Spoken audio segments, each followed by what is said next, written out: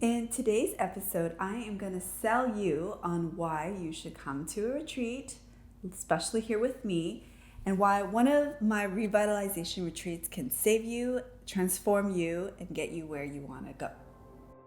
If you're a woman who's on a path of healing and transformation, it's time to live your heart out.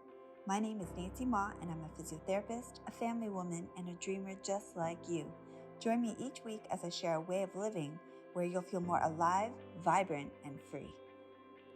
Retreats can change your life, and today I am going to sell you on why you should come to a retreat and why you should come to this retreat here.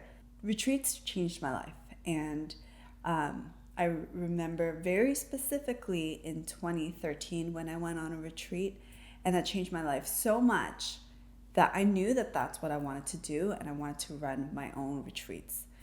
In 2013 was when I went to my first retreat in California, and I came back from that and a seed was planted, and I literally came back pregnant, and obviously I went on this retreat with my husband, and I knew that I wanted to change the direction my life was headed. I came back and I knew I was going to have a kid, and I didn't want to keep living the life that I was living. I was born and raised in Toronto, raised as a city girl, sold on the dream of hustling and bustling your way through life. And I was already getting burnt out even before I had kids. So I knew that having a kid was going to change my life, and I wanted to be one step ahead of the game. And I had to figure out a way that I could still bring value out in the world and still help people with their pain, with their energy levels, with their vitality levels, and still live my own life and have a fulfilling, beautiful, vibrant life. So I was at a yoga conference in Toronto in 2014. So I had my daughter in 2014. I went to that retreat in 2013, came back, knew I wanted to change, but didn't quite know how. I had Nyla in 2014, and we had this beautiful year where I was working part-time, only seeing clients I loved, and I was traveling a lot with her in tow. And then the week before I was supposed to return from mat leave, because in Canada we have a year off, which is beautiful and great, I went to a yoga conference in Toronto, and I was busy doing all these workshops and I was learning all these different things, and I didn't have time to go shopping at all the booths, which is one of the things I love about these conventions, right?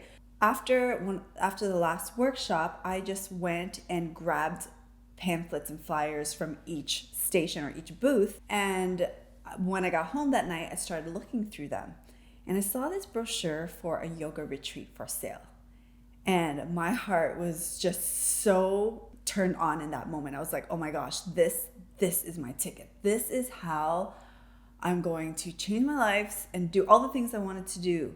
This was my dream. And I never thought about this before. It's not like I grew up and said, I want to move far away and live on a farm property and run retreats. Like, I'm a city girl. Like, I grew up wearing heels and tons of makeup and going to Sephora and just very much like a city girl. I hated walking. I just didn't like the rain or grass or insects. So if you had told me a year prior that this brochure was going to light me up, I would have thought you were crazy. And I was so excited about it. I went to tell my husband, and I said, hey, look at this cool thing. There's this retreat for sale, but like it's way out of our budget. It's like $6 million. And, we were still, a young couple with a newborn. And he was like, no, silly. The property tax is $6,000. It's not the $6 million property. And I was like, oh, so this is in our price range. Not really. It was still out of our price range, but it was enough for us to say, let's go look at it. So that night, neither of us could sleep, and we went to go look at it. And then he kept saying to me, he's like, just play it cool. Like, don't act too excited. Don't show how much you love this place. So we get there, we pull up this long driveway, and I'm just already like, my heart is so full, so open. And there's like a row of beautiful willow trees. And my heart is melting. And I said to the real estate agent, I was just like, oh, I love. And then I knew I wasn't supposed to say like, how much I love the place. I was like, I love the sun. And my husband just rolls his eyes at me because he knew I was going to say, oh my gosh, I love the willow trees. That place, we took my parents to come and they were just like, you're crazy. Why are you moving like 2 hours away from the city? There's no one here. You're going to be living in the boonies. This is crazy. And so we didn't end up buying that property because it was out of our price range and things didn't work out. We tried to get it in various ways, but it didn't work out. And we were kind of heartbroken, but we were excited about the idea that this brochure sparked our dream. And so we started looking at other places and eventually we landed at this place. And it was also out of our price range, well out of our price range. And so we just didn't even bother going to look at the place or booking an appointment. And my husband, Brian, he was just really like kind of skeptical. He's like, are you sure you're going to be able to move away from your parents? Because I was living down the street from my parents. They were free babysitters anytime I want, 24/7 babysitting. Are you sure you want to leave that lifestyle? And I was like, yes, I'm sure, because I know when all of me is aligned with this dream and how I feel so lit up, I knew that this was right. So then we kept looking for months and months and forcing our way into other properties, but none of them worked out. And then we came across this property again, and then it came up that the price had dropped by $500,000 within 5 months. Clearly, the previous owners were needing to get rid of the property. It turns out they were two older couples, and they didn't get along anymore, and they didn't want to keep doing this. We ended up coming here, and the honest truth is I didn't fall in love with this property. It wasn't what I thought it was going to be, but it had the potential, and I could see beyond what it was and what I knew I wanted to make it to be. There were a lot of risks. It was kind of outside of our budget, but we made it work, and a lot of things lined up in our favor because we believed and we trusted, and it happened. And by the time we moved here, it's a small town where we live, and a lot of people we met were like, oh, I wanted to buy your property. I've been eyeing it for years and it just never happened. And I just knew in my heart that this property was just waiting for us to come. And I've been, I've worked with mediums, or I've been in contact with mediums and who have said that this property is meant for us, and the previous spirits that have been here are still here, and they're supporting your dream and they're happy for you. So, I mean, I don't ever feel like this house is haunted. I feel very loved and supported in this house. But anyway, after a few years of living here and turning it into what I wanted this place to be, this dream idyllic place, it's there. It's finally at that place where it's this dream retreat destination. And you'd have to see the videos and obviously come here for yourself to experience it. But we're located on the Niagara Escarpment. We have 22 acres. There's a waterfalls literally like right next to our house. And the energy here is so vibrant that when people pull up the driveway and they step outside of their car, or even before they step out of their car, they have this deep feeling of home. This feeling of, this is where I'm supposed to be right now. And I get people over and over telling me how emotional they feel just by being here. They just feel so connected to the space and the land and the energy. And it must be because, where I live, it's the highest concentration of waterfalls in the world. I think there's like over 100 waterfalls, I think in a 100-kilometer radius or something like that. And so even though when I first moved here 7 years ago, it didn't look the way I wanted it to look, but I just felt inside that this was it.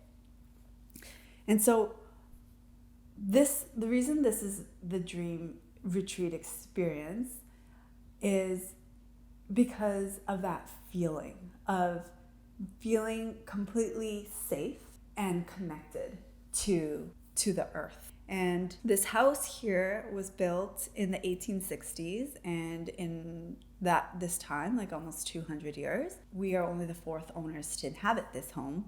and this property. So we're very honored to use this home as an access point for so many people who have lost their way. And a retreat experience is very important when you are lost, when you're trying to find who you are. I know that's cliche. It's an experience that I think everybody experiences at least in their 40s, but now I feel like people are starting to experience it earlier in the 30s, and even 20-year-olds are starting to feel it.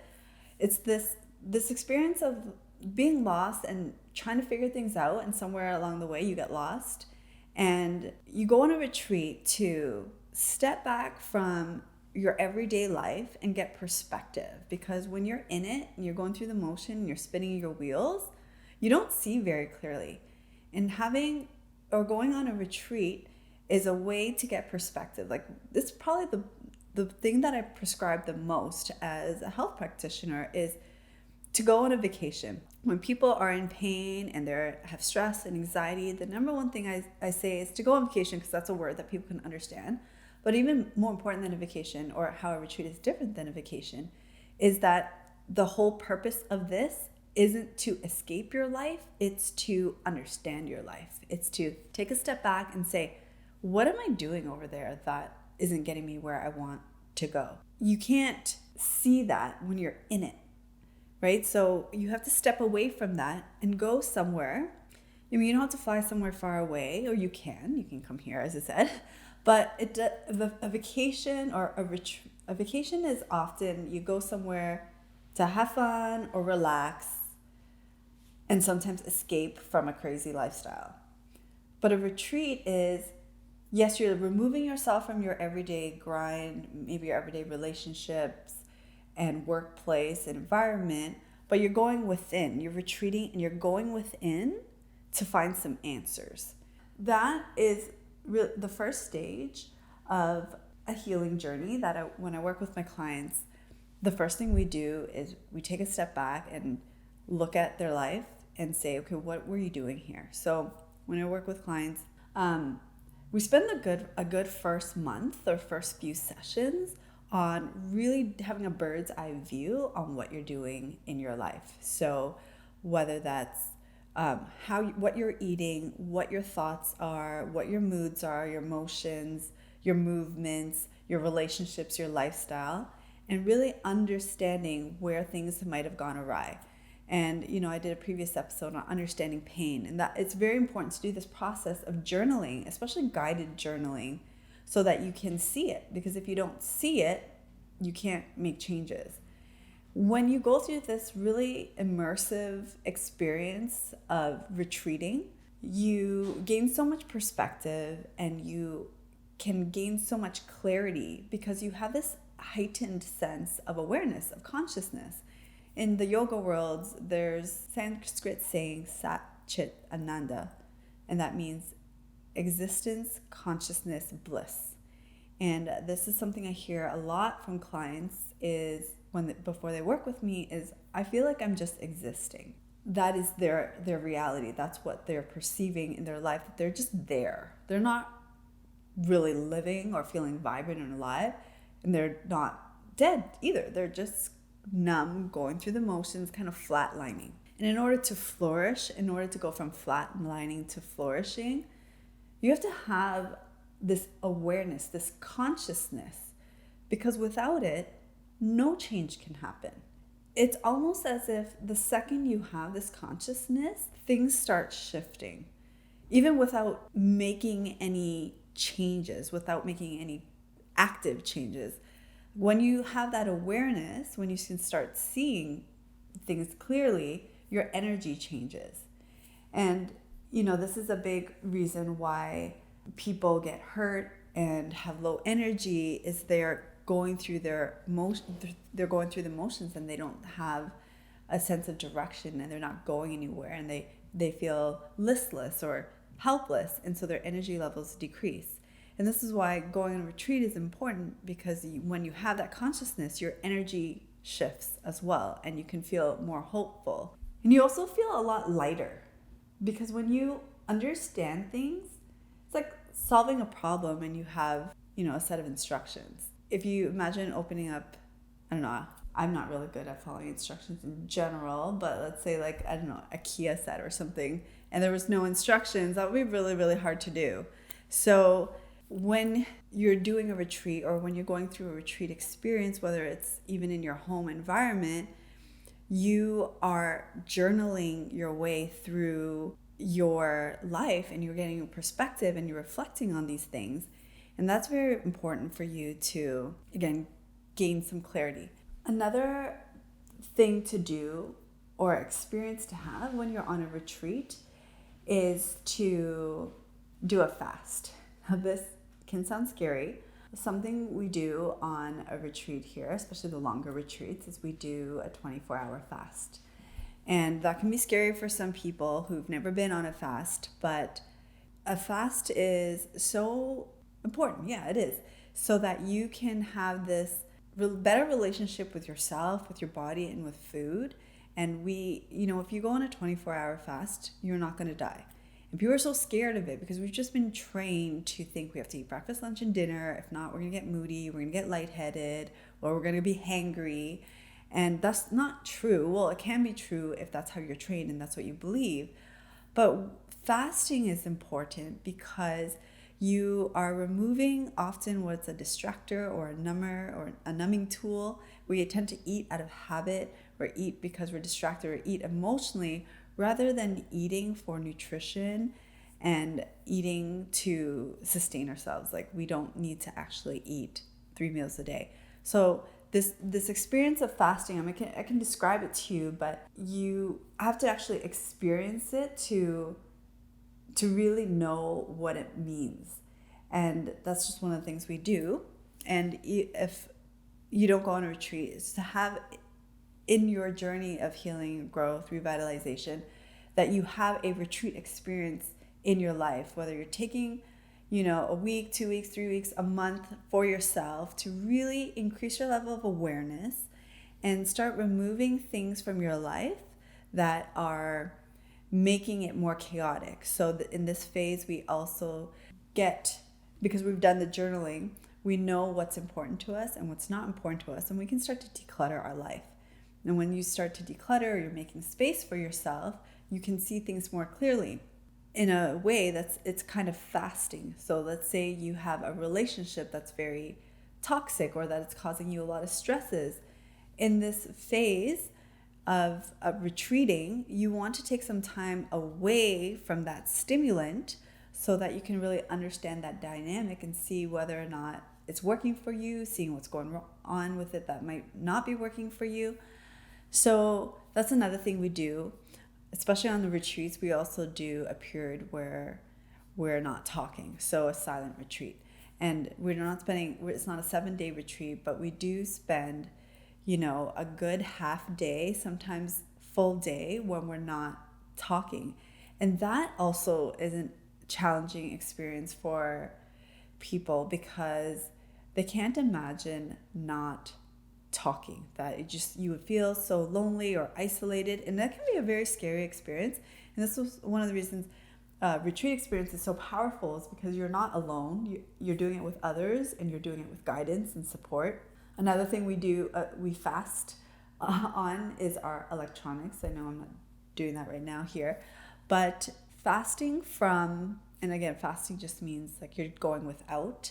And so fasting from electronics is a very powerful thing. I definitely probably should do it more often than I do, but having time away from distractions and noises and things that are contributing to our pain, our busyness, our chaos, and are affecting our energy levels and our social media in general, but definitely our electronic devices can often zap us of our energy levels. So taking a break from that. And so I know I'm probably not doing a great job of selling this retreat experience, because so far we got okay, we're not going to eat, we're not going to talk to each other, and we're not going to be on our phones. What are we going to do? So yes, that is true. We are going to take a break from these things, but of course we're going to be talking, sharing. Okay, so another thing we do that people don't necessarily like, but it's very powerful, is we're vulnerable. And we're vulnerable with each other. I've had people share on retreats deep things that they've done that they're ashamed of. They've had affairs, they've hurt people, they've thought of committing suicide, they've, just things that are you would feel you would never share with other people. And people do share in a retreat experience, especially if they're feeling safe and they're feeling connected to nature and they're feeling connected in the environment they're in, where they're not feeling judged. And when you're able to share your feelings and be vulnerable, it is a very big release, and it can be very transformative, because we often are holding things in so much, and we don't have someone to talk to, someone we trust, someone who understands us. And in a way, when you are sharing amongst strangers, this is, you get to know them and they're not strangers anymore, but it's different than sharing with your best friend, or it's different than sharing with your husband or your mom. That they're just so closely tied to you that they might judge you, or they want you to go in a direction you don't want to go into. So on a retreat, we're very vulnerable. We do share things, and there's no forcing. People just want to share because they feel safe to do so, and they know it makes them feel lighter. So part of that vulnerability is that on our retreats, people tend to go naked, and it's not in any way sexual at all. It's because you just feel so safe and held by Mother Nature, that we're outside, we're in private trails, and we're doing a hydrotherapy circuit, and we're outside and we're sweating, and we're just so connected to nature that it feels very freeing. And I've grown up my whole life, of course, being very conservative and not wanting to be naked ever in a change room setting. And I'm not saying that everybody is and you expect to see, everybody naked, but I'm sharing this because it is a very liberating feeling to feel free enough and safe enough to feel naked for no other reason than freedom. And that's also a very powerful experience.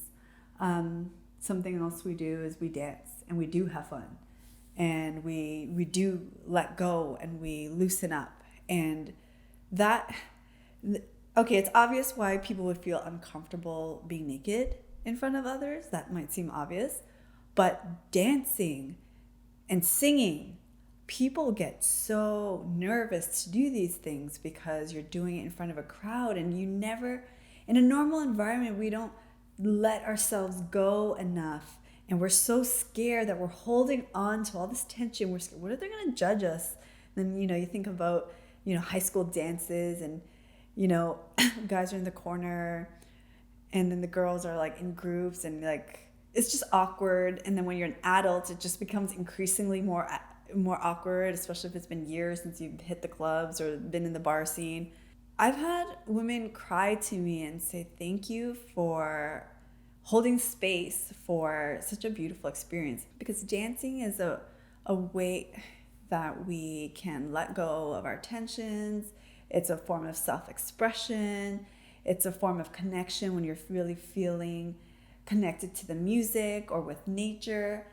And it is such a beautiful and powerful experience that, I dance all the time with my kids and all that stuff. And I've learned to like really let go of those fears that are holding me back from feeling good in my body. But that took work. That took, me going to retreat experiences where it's like, oh, that's encouraged and that's allowed. And actually it feels better, and you feel freer, and you feel more like yourself. And so that's one of the things that we do that really can make you see your life differently and make you see yourself differently. Another thing that people are challenged with is we do the cold plunge. Okay, I know I'm not doing the greatest job of selling the retreat experience so far, because we're doing all these things that most people don't want to do. But the cold plunge, everybody goes into it scared, of course. And it doesn't matter how many videos I do showing me being in the cold tub, you're still going to feel nervous if you haven't done it before.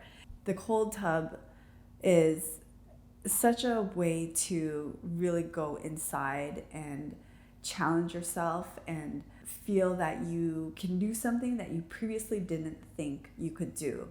And that really almost sums up the retreat experience, is you change the narrative, you change your story, you change what you tell yourself about your capabilities or your possibilities. And most people come in to the retreat experience scared of that the most, is the cold plunge. Half of them, maybe not half, but a few of them will say, okay, I'm just not going to do it. And for me, there's no pressure. I want people to get the most out of the retreat experience, and they're definitely not going to get the most out of it if they feel like I'm getting them or pushing them or pressuring them to do something they don't want to do. No one has ever done a retreat and not done the cold plunge. Everybody has, except one woman who was pregnant. But other than that, even though people think that they can't, they watch all these other people do it, come out of the cold plunge refreshed, alive, awake, and alive. Like they didn't die. So okay, chances are you do the cold plunge, you're not gonna die too. And but it's okay because I get you to sign waivers, so it's fine if you do. No, I'm just kidding. So and so you do these kind of experiences and you walk away from them and you say, oh, I can do things. I can do things that I didn't think I could do. This is why people leave so transformed. And of course, the longer the retreat experience is, the more it cements, the more it sticks to you, the greater impact it has. If you go to, a day event, it's different than going to a week-long retreat. You have more time for yourself, to understand yourself, to heal, to share, to be vulnerable, to let loose. And really, it's important to have a guided process because that's where we feel safe and held. There's a container for our process. We're not just doing random things. And, I would love to say that you come to a retreat here, your life is going to be forever changed and everything will be perfect. But then I would really be lying to you. The reality is that most people, even if they go on vacation, they will come back and when you're on vacation, you don't have a care in the world, and that in of itself is already quite healing.